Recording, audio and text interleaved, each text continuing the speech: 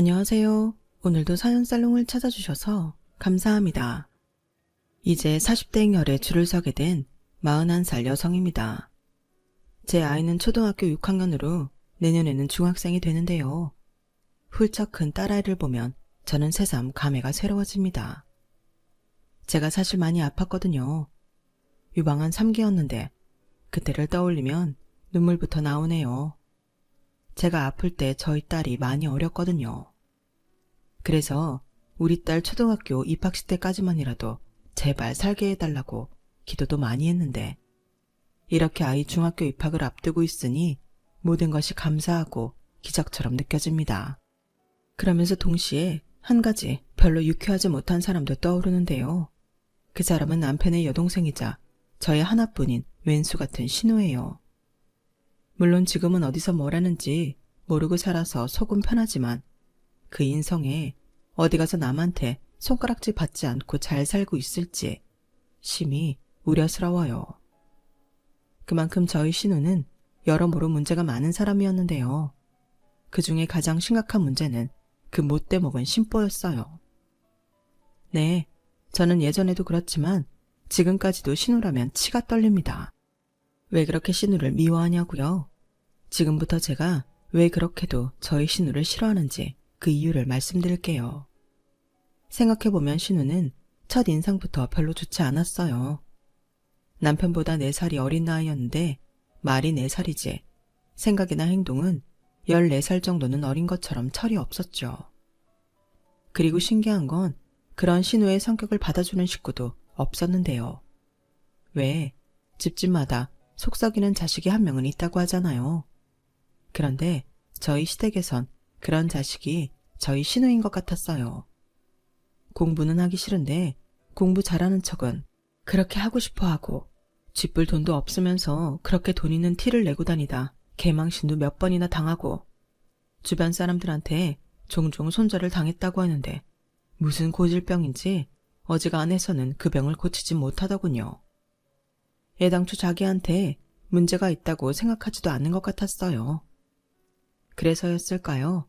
저희 남편은 오빠치고는 자기 동생을 별로 좋아하지 않았는데 그래서 연애할 때나 결혼 후에도 제가 신우 때문에 힘들 일은 없을 거라고 생각했어요. 일단 남편이 자기 동생한테 호하지 않으니 신우가 오빠를 제쳐두고 저한테 헛짓거리를 할 수는 없을 거라고 생각했죠. 그리고 그나마 시아버님이 신우를 좀 감싸는 편이셨는데 그렇다고 며느리인 저에게 딱히 뭐라고 하시는 경우는 없었어요. 그래서 같은 회사에서 만난 남편과 연애 4년 후 별 어려움 없이 결혼해 쭉 그럭저럭 행복한 신혼기간 보낼 수 있었고 결혼 4년 만에 첫 아이를 품에 안았는데요. 그때쯤이었나? 당시 저희보다 1년 늦게 결혼한 신우가 자기 남편이랑 뭐가 잘 안 되는지 삐걱거린다는 말이 들리기 시작하더군요. 시어머니 말로는 이혼까지도 생각하는 것 같았는데 그게 이상하게도 계속 신경이 쓰였어요. 지금 생각하면 저는 그때부터 촉이 왔던 거죠. 아주 불길한 촉이요. 저희 신우는 결혼함과 동시에 무슨 졸업식 마냥 다니던 회사를 그만뒀어요. 주변에선 그래도 벌 수 있을 때 버는 게 좋다고 신우를 말렸던 것 같은데 신우는 전혀 흔들림 없이 기다렸다는 듯 다니던 직장에 사표를 던졌죠. 그리고 그건 저를 포함한 모든 식구들이 예상하던 일이라 놀랍지도 않았는데요. 신우는 식구들에게 자주 시집가면 무조건 일 안 하고 전업주부 할 거라고 노래를 불렀거든요. 결혼하기 전부터요. 그리고 그러기 위해서 아이도 빨리 가지려고 했는데 제가 첫 아이를 낳았을 때 이미 신우는 연년생 아들 둘을 가진 엄마였어요.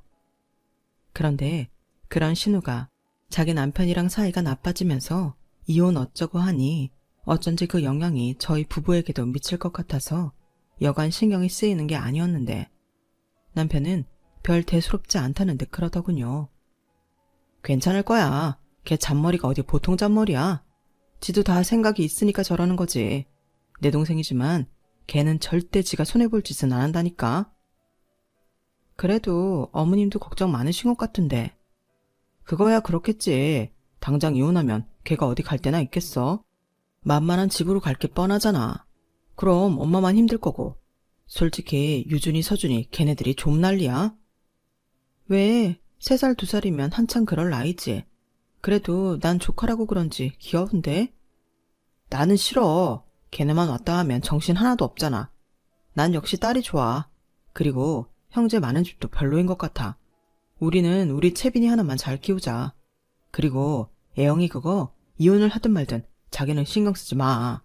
우리한테까지 불똥 튀게 내가 안 할 거니까. 남편은 원래도 그랬지만 자기 동생이 이혼을 할지 모르는 상황에서도 별 걱정이 없이 저한테 저렇게 말했어요.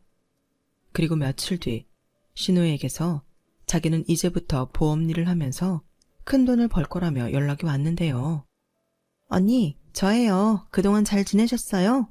애 키우느라 정신 하나도 없죠?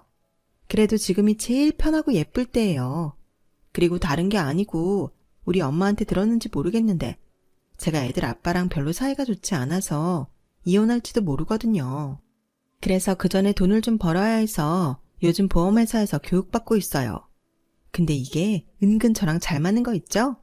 그리고 여기 사람들이 그러는데 보험일도 잘만 하면 웬만한 사업가 저리 가게 본다고 하더라고요. 저도 처음엔 안 믿었는데 저희 지점에 연봉 1억인 분도 계신데요. 그래서 하는 말인데 언니네 보험 뭐 필요한 거 없어요? 네? 보험요? 글쎄요. 저희는 워낙 보험에는 관심이 없어서 아시잖아요. 오빠 보험 싫어하는 거. 알죠. 오빠는 아직 젊어서 뭘 몰라서 그런 거예요. 보험이 얼마나 든든하고 좋은 건데. 그럼 언니네는 뭐 변변한 보험도 하나 없겠네요? 그렇죠? 아니요. 그래도 아주 없진 않죠. 저도 결혼 전에 들어놓은 보험도 있고요. 좀 오래된 보험이긴 하지만. 어머 언니, 요즘 누가 옛날 보험을 계속 가지고 있어요. 요즘은 보험도 계속 바뀌는 시대예요.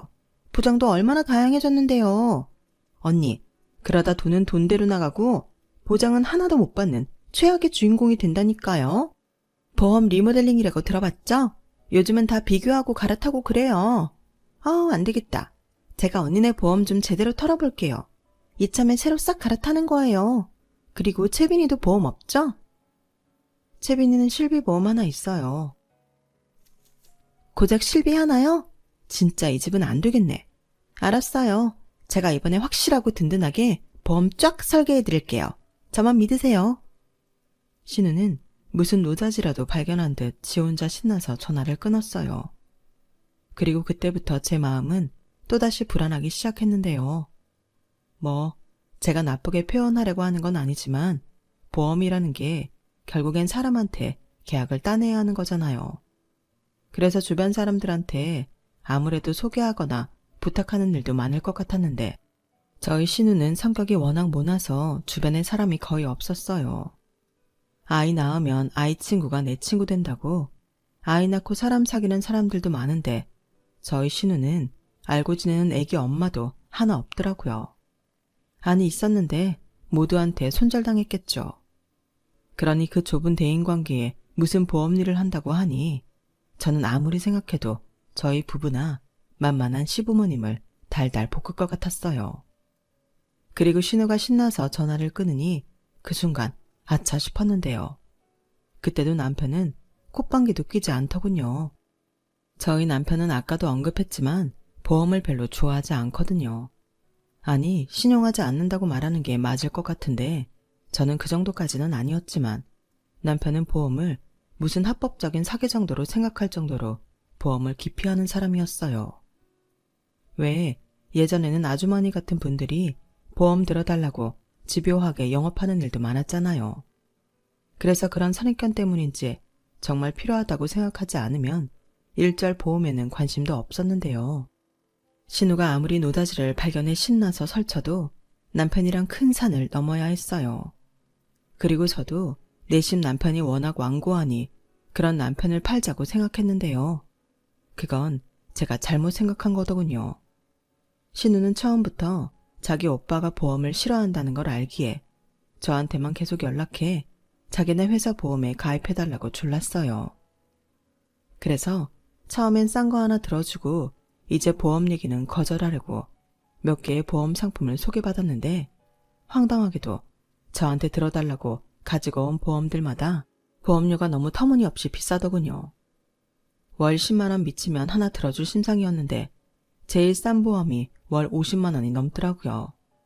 많은 건 200만 원도 넘는 보험도 있었어요. 한 달에 200만 원요.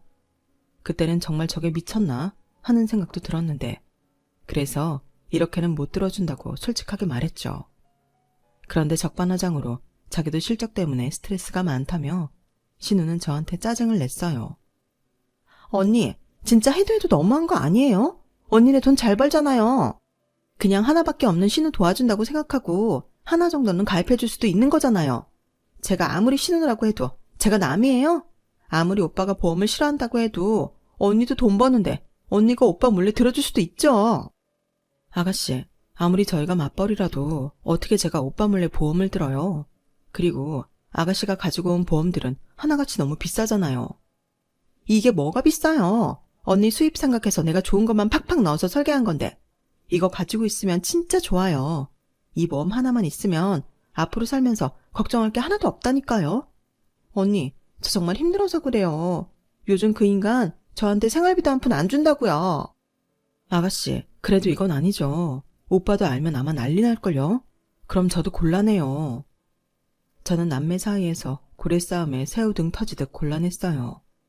그래서 일단 신우의 사정이 좋지 않다는 걸 알았으니 생활비로 쓰라고 남편 몰래 제 비상금에서 100만 원을 보내줬고 대신 이제부터 보험 얘기는 일절하지 말라고 조건을 달았는데 신우가 알겠다고 하더군요.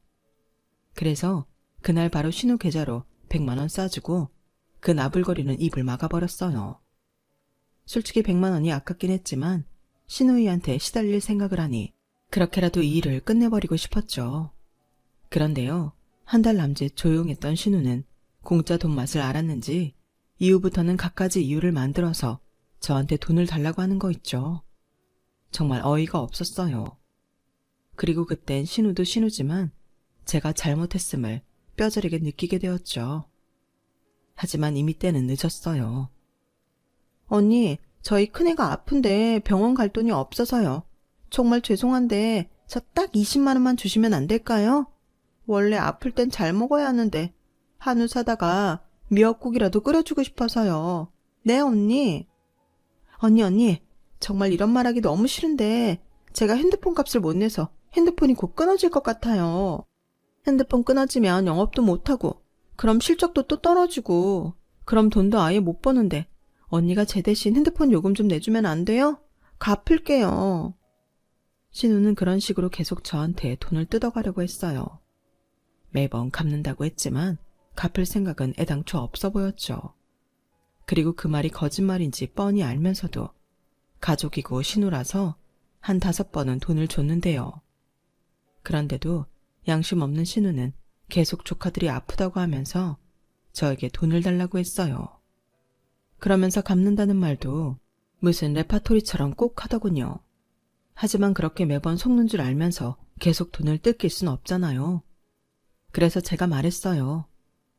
아가씨, 애들이 계속 그렇게 아프면 무슨 다른 문제가 있는 게 아닐까요? 그러지 말고 저랑 같이 큰 병원에 가봐요. 애들 주민번호 알려주면 제가 병원 예약할게요. 아니, 무슨 큰 병원을 가요. 저희 애들 아무 문제 없거든요. 그런데 이상하잖아요. 애들이 거의 일주일씩 돌아가면서 아프다는 건데 저도 애 키우지만 이런 일은 이상하거든요. 됐어요. 그냥 돈 주기 싫어서 그러는 거잖아요. 지금 나 애들 팔아서 돈이나 뜯어간다고 의심하고 그냥 좀 주면 안 돼요? 아가씨, 아무리 그래도 자기 자식을 팔면 안 되죠. 저도 바보는 아니잖아요.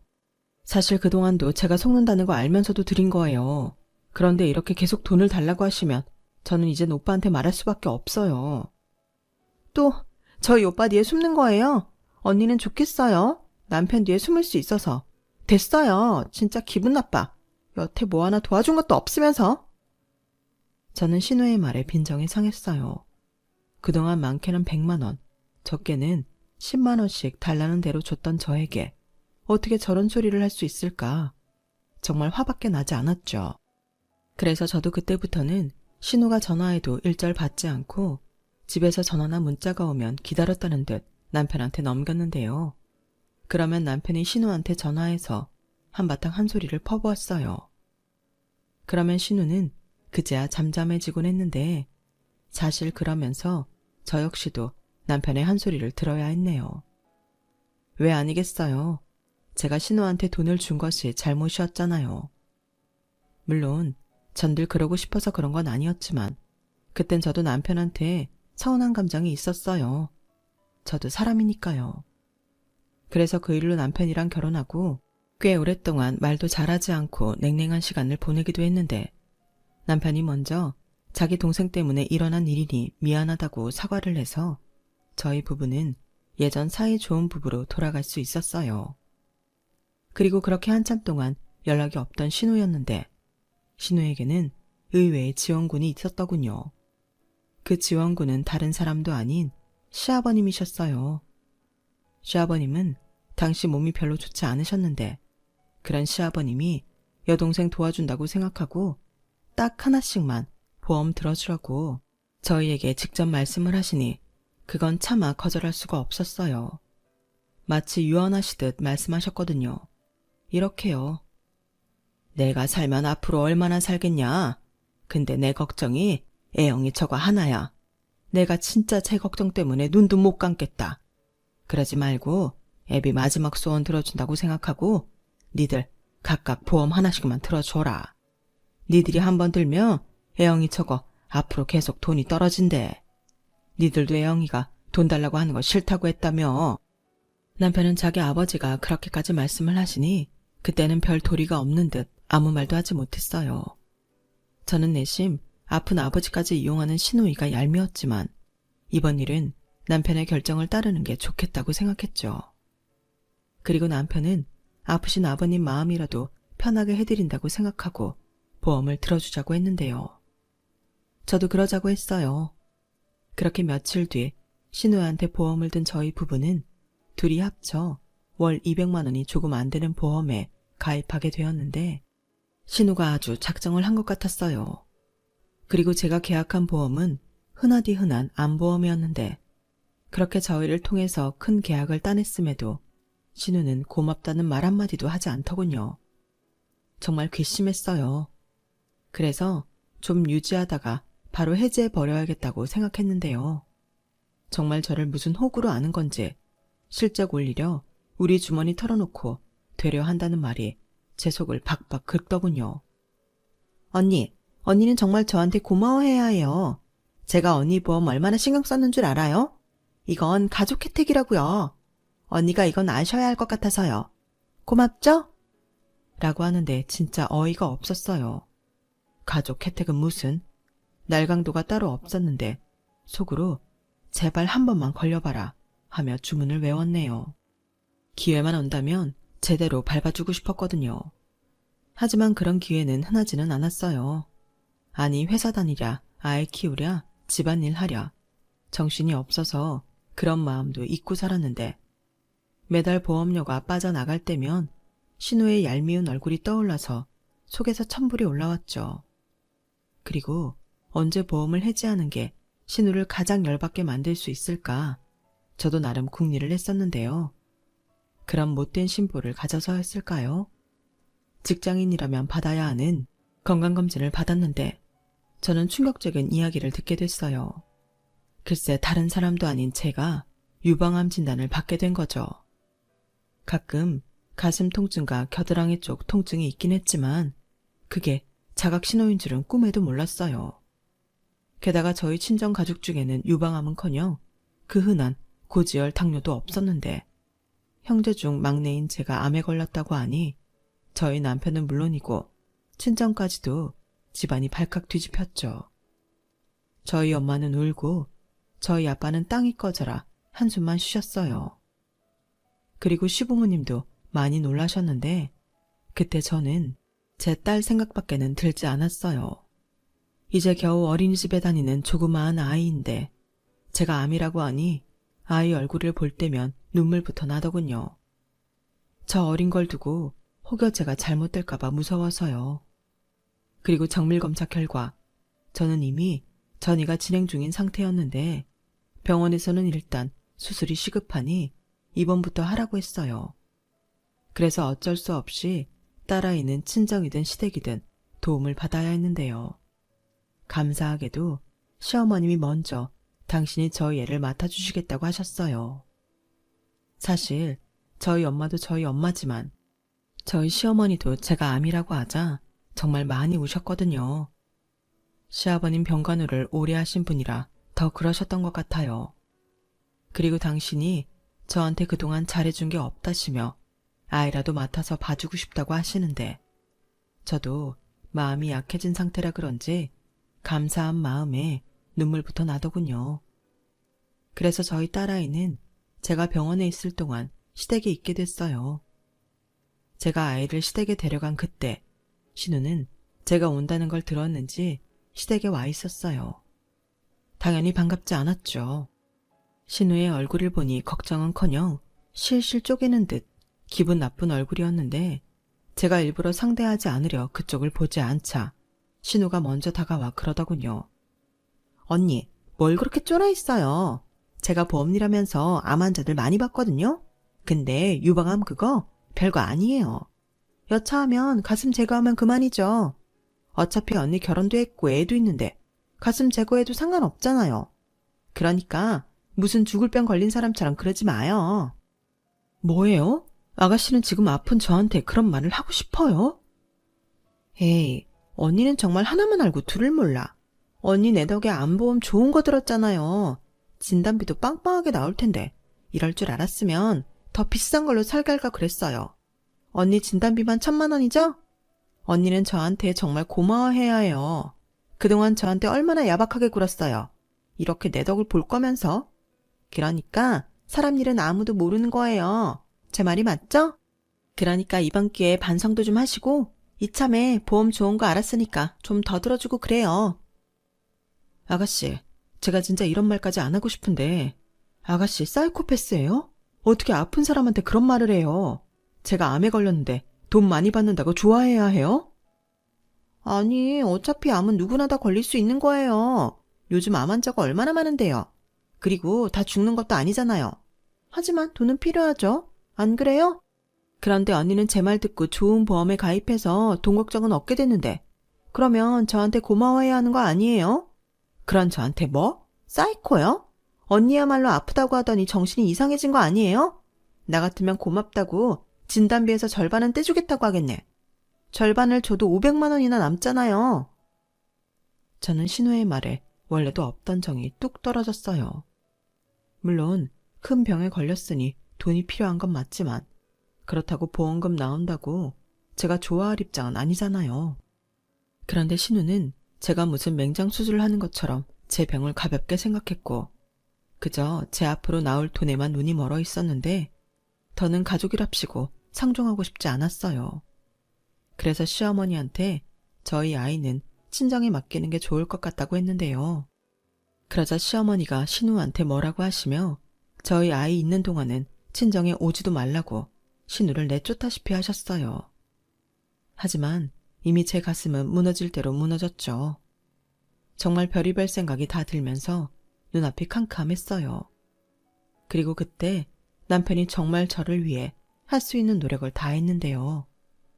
일단 회사에 휴가를 쓰고 제 병간호를 도맡아 했고 저는 불안한 마음으로 첫 수술을 하게 됐어요. 그리고 1차 수술은 무사히 끝이 났는데 이미 애매한 위치로 전이가 된 암세포는 항암 치료를 통해서 제거하거나 그 크기를 줄여야 한다고 하시더군요. 그래서 그때부터는 체력을 회복하는 대로 바로 항암 치료에 들어갔어요. 그리고 수개월 후 항암 치료가 끝나고 2차 수술을 받게 되었는데 그렇게 제 몸에 있는 암과 장장 1년 8개월을 싸웠죠. 그 사이 몸무게도 무려 16kg나 빠졌는데 제 꼴이 말도 못했어요. 그냥 누가 봐도 저는 환자였거든요.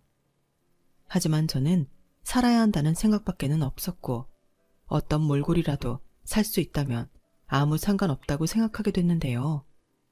그렇게 한 가지 생각만으로만 버티는 제가 하늘이 보기 불쌍했는지 저는 결국 암을 이겨냈어요. 물론 재발의 확률도 있고 조심할 것들이 많았지만 집에 갈 수 있다는 기쁨과 다시 일상으로 돌아간다는 벅참에 저는 매일매일 꿈을 꾸는 듯 행복했죠.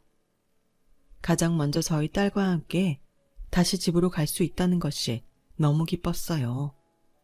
그리고 크게 아파봐서인지 서서한 것도 모두 감사한 마음이 들기 시작했는데, 그럼에도 불구하고 어쩐지 신우한테는 좋은 마음이 생기지 않았어요. 신우 말대로 저는 진단비로 1,000만 원, 그 밖에 수술, 입원, 항암치료 등으로 1억 넘게 받았어요. 그런데 신우는 어디서 돈 냄새를 맡았는지 1년 8개월 동안 안부 전화는커녕 문자 한 통 없더니 제가 보험금을 수령받던 날 귀신같이 연락을 하더군요. 언니, 퇴원 축하해요. 제가 그동안 너무 바빠서 언니 병문안도 못 갔네요. 괜찮아요. 안 오는 게 오히려 저 도와주는 거죠. 근데 무슨 일이세요? 언니도 참, 우리 사이에 무슨 일이 있어야 연락하나요? 가족끼리. 근데 언니, 보험금 통장에 들어왔죠? 아니, 내가 걱정이 돼서요. 언니는 제 고객이니까. 네, 통장에 들어왔어요. 그러니까 걱정 안 해도 돼요. 아, 다행이네요. 금액도 확인하셨어요? 저도 확인했는데. 언니 진짜 이번에 돈 많이 벌었더라. 근데 언니 있잖아요. 제가 계속 애들 아빠랑 사이가 안 좋았잖아요. 저는 정말 가정 지키려고 노력을 많이 했는데 그 인간한테는 그런 제 노력이 보이지도 않는가 봐요. 그래서 저 이번에 정말로 이혼하게 생겼는데 당장 갈 곳도 없고 어디 작은 월세를 구하려고 보면 그게 다 돈이라. 언니 보험금 나온 거 저 좀 주시면 안 돼요? 참 어이가 없죠. 올케 암에 걸려 받은 보험금을 달라는 신우가 세상 천지에 어디 있냐고요. 그리고 이번엔 빌려달라는 것도 아닌 그냥 달라고 하는데 저게 정말 사람인가 싶었어요. 그래서 안 된다고 딱 잡아댔죠. 저도 그동안 치료한다고 쓴 돈이 만만치 않았거든요. 아가씨, 보험금 들어온 거 맞는데 저희도 이번에 제 병원비로 쓴 돈이 많아요. 그냥 단순한 질병도 아닌 암이었잖아요. 그래서 들어온 보험금으로 그거 메꿔야 해서 아가씨 줄 돈은 없어요. 뭐라고요? 그 많은 돈을 그럼 언니 혼자 꿀꺽한다고요? 나 아니었음 그런 보험 들지도 않았을 건데 어쩜 언니는 아프기 전이나 아픈 후나 사람이 인정머리가 없어요. 지금 말 다 했어요? 그러는 아가씨는 인정머리가 있어서 지금 나한테 이런 전화를 하는 거예요? 왜? 나 죽으면 나오는 사망보험금도 아가씨 거라고 우겨보지 그래요? 사람이 정말 양심 있어야지. 어떻게 나한테 전화를 해서 이딴 말을 할 생각을 할 수 있죠? 나 장장 1년 8개월 동안 병원이랑 집이랑 왔다 갔다 하면서 죽을 둥 살 둥 고생했어요. 그런데 아가씨는 그런 저한테 괜찮냐고 한 번이라도 물어본 적 있어요? 그리고 아가씨가 우겨서 든 보험이긴 했지만 그 보험료 누가 냈죠? 제가 냈어요. 그런데 제가 왜 아가씨한테 제 보험금을 줘요? 제가 아팠다고 해서 머리까지 어떻게 된 게 아니거든요. 언니, 아까도 말했지만 저도 사정이 있어서 언니까지 못 챙긴 거예요. 제가 오죽하면 그랬겠어요. 언니, 그러지 말고 저 딱 5천만 해주세요. 5천 같은 소리 하네. 아가씨한테는 5천 원도 아까워요. 그러니까 다시는 저한테 돈 얘기하지 마세요. 보험 얘기도 하지 말고요. 아니다. 아예 연락을 하지 마세요. 이제부턴 전화도 안 받고 아가씨하고는 상종도 하기 싫으니까. 앞으로 할 말 있으면 저 말고 아가씨 오빠한테 해요. 알겠어요? 저는 신경질을 내며 전화를 단숨에 끊었어요. 그리고 바로 신우 번호를 차단했고 남편과 시어머니에게 신우가 전화한 내용을 전달하며 신우와는 연락은 물론이고 얼굴도 보고 싶지 않다고 했는데요. 저희 남편은 저 하고 싶은 대로 하라고 했어요. 그리고 신우를 가만두지 않겠다며 광분을 하는데 괜히 건수 만들어주고 싶지 않아서 이번은 참으라고 했네요. 그리고 시어머니도 대신 사과하시며 시어머니 당신께서 저와 신우가 마주치는 일 없게 해주시겠다고 하셨는데 너무 감사했어요. 그래도 아가씨는 시어머니한테는 딸인데 며느리인 저에게 그러기가 쉽지 않잖아요. 그래서 체력이 회복하는 대로 시어머니한테 잘하는 며느리가 되자고 다짐했는데 신우는 무슨 자기가 그렇게 죽을 죄를 지었냐며 어디서 핸드폰을 빌려서 하는 건지 저에게 매일 다른 번호로 돌려가며 전화와 문자로 욕을 퍼부었어요. 그리고 그 중에는 정말 무슨 저주인가 싶은 내용도 있었는데 그렇게 살면 암이 재발해서 그때는 정말 골로 간다고 보냈는데 그 문자를 보는 순간 정말 참을 수가 없더군요. 그래서 한 번은 제대로 손을 봐줘야겠다고 생각해서 이를 갈다 문득 한 가지 생각이 팍 하고 떠올랐어요. 예전에 신우가 저희 부부보험 가입을 할 때 저희한테 제대로 설명도 하지 않고 지멋대로 사인한 일이 떠올랐던 거죠. 물론 그때는 저희 몰래 하는 것도 아니고 가족이라서 그 정도는 대신 해도 된다고 생각하고 넘어갔고, 보험 내용 설명이야 어차피 지 마음대로 설계한 거라 신경 쓰지 않았는데, 사실 이것들이 전부 신고 가능한 사항들이잖아요. 게다가 남편 보험은 자기가 말한 보험과는 아예 다른 보험이었는데, 저는 이거다 싶어서 증거를 모아서 금감원에 신고를 했네요.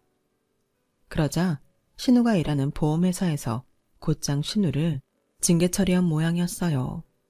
그 전까지는 몰랐는데 신우가 회사에서 실적도 부족한데 근태도 좋지 않아서 이미 회사에서도 눈밖에 나 있었다고 하더군요. 그러니 회사에서도 이 기회에 신우를 해고할 좋은 명분이 생겼고, 신우는 회사 이미지와 직접적인 손해를 끼쳤다고 해고 처리가 됐고, 해고 사유가 그렇다 보니 실업급여도 나오지 않는 그냥 실직자가 되었는데요. 신우가 아주 저를 향해 독을 품더군요. 신우는 이미 벌써 금감원에 자기를 신고한 사람이 저라는 걸 알고 있었어요. 아무리 익명이라고 해도 그 보험 상품은 저와 남편이 가입한 게 맞았으니 신고자가 저라는 건 숨길 수 없었어요. 그러니 신우는 아주 저를 잡아먹겠다는 듯 집까지 찾아와 현관문을 부수려고 난리도 아니었는데, 남편이 무섭게 소리쳤어요. 왜 오빠가 나와? 새언니 나오라고 해. 나 새언니한테 따질 거 있어. 새언니가 내 인생 아주 말아먹었다고. 그렇게 뒤에서 몰래 사람 엿먹일 때는 언제고 왜 비겁하게 숨는 건데? 당장 나오라고 해. 이렇게 된 거 나도 이판사판이야. 기껏 보험금도 많이 타게 해준 나한테 어쩌면 뒤에서 칼을 꽂을 수 있어? 이럴 거면 받은 보험금이나 전부 내놔. 야, 너 그만 안 해? 그러게 네가 처음부터 잘했어야지. 지가 잘못해놓고 왜 여기 와서 난린데? 그리고 네가 보험금 줬어? 어디서 몰래 놓으라고. 오빠, 제정신이야? 아무리 오빠 부인이라고 해도 어떻게 가족을 신고하냐고. 나는 이제 다 망했어. 애들 아빠 나한테 이혼 소장 보냈고, 이젠 정말 이혼당하는 건 시간 문제란 말이야. 내 인생 물어내라고. 그것도 네 잘못이잖아. 그러게 누가 네 남편 몰래 뒤에서 도박하고 돈 사기치고 다니래? 네 남편이 그거 수습하다 빡쳐서 이혼하겠다고 하는데 난들 그걸 말릴 수 있어? 나라도 이혼하고 싶겠다. 오빠는 지금 누구 편이야? 나도 잘 살고 싶어서 그런 거야. 그럼 오빠는 나를 좀 안쓰러워하고 좀 도와주려고 해야 하는 거 아니야? 아니, 나는 네가 이번 기회에 아주 홍구멍이 났으면 좋겠어. 그래야 늦게라도 정신 차리고 살지. 애들 생각은 안 해? 제발 철 좀 들어라. 나는 네가 이혼을 하든 인생이 망하든 관심 없으니까 두 번 다시 여기 얼씬도 하지 마. 채빈이 엄마야말로 오죽하면 너를 신고했겠니. 괜히 아픈 내 와이프 건드리지 말라고. 알겠어? 오빠, 진짜 너무해. 신우는 저희 남편한테 소리를 빽 지르고 바닥에 주저앉아 대성통곡을 하며 울었어요. 그러자 복도에서는 무슨 일인가 싶어 현관문들이 전부 열리는 소리가 났는데, 오히려 남편은 쪽팔리다며 현관문을 닫아버렸죠. 그리고 지금 당장 안 꺼지면 경찰을 부르겠다고 남편이 현관문 앞에서 말을 하니 바로 조용해졌는데요. 지 오빠가 또 한다면 하는 성격이라 정말로 경찰에 신고할지도 모른다고 생각한 것 같았어요. 그렇게 신우는 실업자 신세로 이혼까지 당했어요. 아이들은 신우 전 남편이 데려갔고, 실업자인 신우는 아이들의 양육비를 매달 보내는 신세가 되었죠. 하지만 수입이 없는 신우는 엄마이면서도 자기가 무슨 돈이 있어 양육비를 보내냐며 보내지 않았고, 갈 곳이 없으니 자기 친정으로 들어갔는데, 저는 그 뒤 시댁에는 발도 붙이지 않았어요. 신우가 꼴도 보기 싫었거든요. 대신 시부모님께 집으로 오시라고도 하고 식사도 대접하고 며느리 도리는 최대한 했는데요. 암 치료가 끝났어도 저는 여전히 암 환자라 시어머니는 실업자가 된 당신 딸보다 제 걱정을 많이 하셨어요. 그리고 당신 생각에 자기 집에 계속 신우가 있으면 제가 계속 그걸 의식해서 불편해할 것 같고 신우도 지살궁리를 하지 않을 거라고 생각하셨는지 신우에게 딱 100만 원 쥐어주고 집에서 내보냈다고 하는데 신우는 무슨 부모가 그러냐며 시아버님에게 엉엉 울고 난리를 쳤다고 하더군요. 하지만 시아버님도 이번엔 마음을 단단히 먹으셨는지 네가 달라져야 가족도 널 받아줄 수 있다고 신우를 외면하셨다고 했어요. 남편 말에 의하면 신우는 결국 그 뒤로는 고시텔 같은 곳을 전전하며 아르바이트를 하다가 어떻게 흘러갔는지 모르지만 수도권 외곽의 한 공장에서 3교대로 일을 하게 됐다고 하더군요. 그때 저도 그랬지만 시댁 식구들 모두 신우가 거기서 정신 차리고 늦었지만 앞으로는 힘들더라도 평범한 인생을 살아가길 바랬는데요. 그러던 어느 날이었어요. 시어머니한테 연락이 왔는데 신우가 몸이 아파 병원에 있다고 하더군요. 저는 일단 남편만 병원에 보내 신우가 어디가 어떻게 아픈지 보고 오라고 했는데 검사 결과 신우는 갑상선암 1기라고 하더군요. 딱히 증상이라고는 없었는데 처음으로 공장에서 일하다 받게 된 건강검진에서 이상 소견이 보여 운 좋게 일찍 암을 발견하게 된 것 같았어요. 1기여도 암은 암이니까요. 그래도 많은 분들이 아시는 것과 같이 갑상선암은 비교적 다른 암보다는 예후가 좋은 편이라 다행이었는데 정작 신우는 암이라는 말에 자기가 곧 죽는 것처럼 울고불고 난리도 아니었다고 했어요. 저한테는 유방암 그거 별거 아니라고 쫄지 말라고 하더니 자기는 아주 시한부라도 되는 듯 식구들한테 유별을 떨고 있는 것 같더군요. 물론 저는 그때까지도 상종하지 않아서 그 꼴을 제 눈으로 보진 않았어요. 그런데 신우는 자기가 이번에 아파봐서 알겠다며 저에게 사과를 하고 싶다고 남편을 졸라댄다고 했는데요. 참, 그때는 마음이 좀 복잡했어요. 저도 아파봐서 그 마음이 뭔지 알거든요. 그래서 치료라도 마음 편하게 받으라고 신우가 입원한 병원으로 갔는데 신우는 처음엔 저한테 그간의 일을 사과하며 미안하다고 하더니 이내 진짜 자기 본심을 드러내더군요. 언니, 근데 그때 받은 보험금 정말 다 쓰고 하나도 없어요? 아니죠? 저는 먹고 사는 게 힘들어서 보험 하나도 없는데 덜컥 암에 걸렸잖아요. 그러니까 언니가 저 좀 도와줘야 할 것 같아요. 따지고 보면 제가 아픈 건 다 언니 때문이잖아요. 언니가 저 금감원에 찔러서 회사 잘리고 남편한테 애들 다 뺏기고 이혼당해서 마음고생하다가 병까지 걸렸잖아요. 그런데 언니는 뭐 부채의식 같은 것도 없어요? 네? 부채의식이요? 그렇잖아요. 여기까지 찾아온 건 언니도 좀 마음이 불편해서 그런 거잖아요. 그러니까 저 좀 도와주세요. 언니가 병원비도 내주고 병간호도 해주면 내 마음이 좀 풀릴 것 같거든요.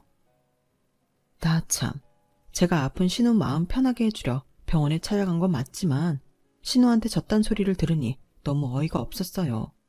그리고 저 때문에 암에 걸렸다고 하니 황당하기가 그지 없었는데 그래서 이왕 이렇게 된 거 영영 보지 말자고 했어요. 아가씨 말대로면 앞으로 저 안 보고 살면 아플 일도 없겠네요. 나는 나한테 사과하고 싶어 한다고 해서 사과 받아주러 왔는데 오히려 저더러 사과를 하라는 거였네요. 나 참 기가 막혀서. 그럼 나도 아가씨 때문에 암에 걸렸던 거네요. 그러니까 우린 앞으로 평생 보지 말아요. 서로 건강 지켜주자고요. 그럼 저는 이만 갈게요. 치료 잘 받고 하던 고생 마저 하세요. 제가 그렇게 말하고 자리를 뜨려고 하자 신우는 알겠으니까 돈만이라도 주고 가라고 아주 구질구질하게 돈돈돈 하는데 정말 꼴도 보기 싫었어요. 그리고 그 모습을 시어머니가 보셨고 시어머니는 아직도 정신 못 차렸냐며 당신 딸 등짝을 후려치셨어요. 그러자 신우는 저 혼자 비련의 여주인공인 듯 눈물바람을 하며 세상에서 가장 억울하다는 듯 그냥 죽어버리겠다고 자기 엄마 앞에서 생쇼를 하더군요. 그때였어요. 시어머니는 누가 갑상선암, 그것도 1기로 죽냐며 오버하지 말라며 오늘은 병실에 너 혼자 있으라고 하고 저를 데리고 병원 밖을 나가셨는데 그 뒤 시어머니 전화엔 불이 났어요. 그러자 시어머니는 아예 전화도 꺼버리시더군요. 그리고 저한테는 이렇게 말씀하셨어요. 내가 너한테는 평생 죄인이다. 똑같이 낳아서 키웠는데 어쩜 쟤는 저 모양인지. 기껏 여기까지 온 너한테 내가 면목이 없어. 너도 아직 몸이 성하지 않은데. 아니에요. 어머님이 계속 고생하셔서 저야말로 걱정이죠. 저라도 옆에서 거들면 좋은데 저는 도무지 아가씨랑은. 네 마음 안다. 그리고 됐어. 너도 아직 완전히 괜찮은 것도 아니잖니. 그리고 나는 네 의견 무조건 찬성이다. 나는 아무리 내 자식이라고 해도 너 힘들게 하는 것들은 내가 가만두지 않을 거야. 그러니까 네가 불편하면 쟤 안 보고 살아도 된다. 애미인 나도 그런데 남인 너는 오죽하겠니? 그냥 넌 네 몸만 챙기고 너 속 편한 대로 살아. 나도 저거 퇴원만 시키면 다시 내보낼 거야. 죽이 되든 밥이 되든 지 인생인데 지가 헤쳐나가야지. 네 시아버지한테도 내가 단단히 일러뒀다. 그러니까 너는 진짜 신경 쓰지 않아도 돼. 너 완치 판정 받을 때까지 넌 좀 이기적으로 살아라. 내 말 무슨 뜻인지 알겠니? 세상에 이런 시어머니가 또 있을까요? 저는 시어머니 말씀에 눈물이 났어요. 그리고 이번에야말로 신우와 연을 끊어버리기로 작정을 했는데요. 그래서 핸드폰 번호도 바꿔버렸고 남편한테도 신우의 얘기는 일절 전하지 말라고 했어요. 알고 싶지도 않으니까요. 그리고 시댁에서는 정말로 신우를 내쫓으신 건지 퇴원한 신우는 시댁에 있지 않았고 저는 덕분에 시댁을 편안하게 왕래하며 지금까지 잘 살고 있어요. 마음 편하게 지내서인지 2년 전엔 완치 판정을 받을 수 있었죠. 그때는 정말 눈물까지 나더군요. 그 뒤 저는 다시 직장인으로서 남편과 맞벌이를 하고 있는데요. 집에 있으면서 가장 하고 싶었던 게 아이러니하게도 일이었어요. 한 사람의 역할을 다한다는 건 뿌듯하고 대단한 일이라는 걸 그때 새삼스럽게 깨달았거든요. 그리고 곧장 다시 구직 활동을 해서 지금의 회사를 다니게 되었는데 아파본 후라서 그런지 남들에겐 그저 평범하고 비슷한 하루가 저에겐 매일 즐거웠어요. 그렇게 하루하루 뿌듯하고 알차게 보냈죠. 지금도요. 그래서인지 승진도 빨리 했고 회사 내에서 제 평가도 좋은 편인데 뭔가 제 인생의 이막이 열리는 기분이 드는 요즘입니다. 남들과 똑같이 24시간을 살아간다는 건 정말 감사한 일인 것 같아요. 당연하게 우리에게 주어질 내일은 누군가가 그토록 바라고 원하는 내일이라는 걸 저는 이제 너무나도 잘 알거든요. 그렇다 보니 작은 것도 소중한 저인데 그런 자세로 세상을 살아가니 저는 어쩌면 다시 태어난 기분도 드네요. 무엇보다 저희 딸과 앞으로의 내일을 계획할 수 있다는 게 너무 감사합니다. 이번 주말에 뭐 하지? 고민하는 게 저에겐 빠질 수 없는 즐거움이에요. 그리고 엄마가 아팠다는 것 때문인지 저희 딸은 다른 아이들에 비해 철이 좀 일찍 든 편인데 앞으로 저희 딸이 다시 저한테 어리광을 부릴 수 있도록 제가 더 건강하고 씩씩한 엄마가 되고 싶은 바람입니다. 그리고 끝으로 그러기는 어렵겠지만 신우도 제가 모르는 어디에서 이제는 제발 양심 있고 경우 있는 인간다운 생활을 하고 있기를 바래요. 물론 그렇게 된다고 해도 보고 싶은 마음은 없지만요. 제가 좀 너무한가요? 이렇게 한 사람을 용서하는 게 쉬운 일이 아니네요. 그러게 애당초 마음을 좋게 먹었으면 얼마나 좋아요. 지금은 어려운 일이지만 저도 언젠가는 신우를 향한 미움에서 벗어날 수 있기를 간절히 소망하며 제 사연을 여기서 마치도록 할게요. 저는 앞으로도 주어진 제 시간을 소중하게 여기며 최선을 다해 살아갈 거예요. 제 위치에서 오래오래 사랑하는 가족과 함께하고 싶습니다. 여러분들도 오래오래 건강하시길 진심으로 바라겠습니다. 고맙습니다. 여러분, 사연 댓글에 응원과 현명한 조언 부탁드려요. 좋아요와 구독은 저에게 큰 힘이 됩니다. 오늘도 좋은 일 가득하세요.